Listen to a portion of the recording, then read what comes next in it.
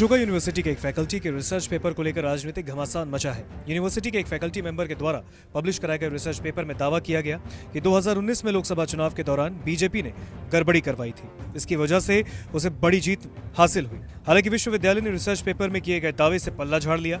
विश्वविद्यालय की तरफ से बयान जारी करके कहा गया कि इस रिसर्च पेपर में किए गए दावे किसी स्टाफ या फिर किसी स्टूडेंट के निजी हो सकते हैं। इसका विश्वविद्यालय से कोई लेना देना नहीं। विश्वविद्यालय के जनरल में इसे जगह नहीं दी गई है।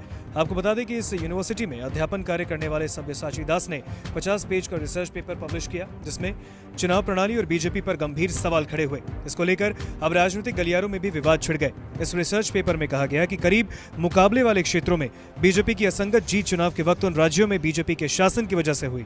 उनका कहना है कि जहां भाजपा की सरकार थी, उन्हीं राज्यों में देखने को मिला कि क्लोज फाइट वाली सीटों पर बीजेपी जीत गई। उनका दावा है कि बूथ लेवल पर गड़बड़ी की गई। रिसर्च पेपर में यह भी कहा गया कि जिन जगहों पर भाजपा शासित राज्यों के अधिकारियों की संख्या ऑब्जर्वर के रूप में ज्यादा थी, वहां भाजपा की जीत हुई। अब कांग्रेस सांसद शशि थरूर ने ट्वीट कर बीजेपी पर निशाना साधा। उन्होंने लिखा, चुनाव आयोग और भारत सरकार को इन दावों का जवाब देना चाहिए, उन्हें डिटेल में जवाब देना चाहिए। एक सीरियस स्कॉलर के द्वारा दिए गए तर्क कोई राजनीतिक विद्वेष की वजह से नहीं, असंगत वोट टैली के बारे में भी जवाब देने की जरूरत है। इससे भागा नहीं जा सकता।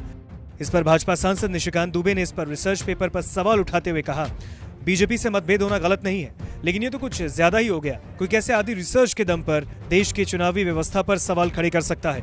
कोई विश्वविद्यालय इसकी इजाजत कैसे दे सकती है? इसका जवाब देना चाहिए।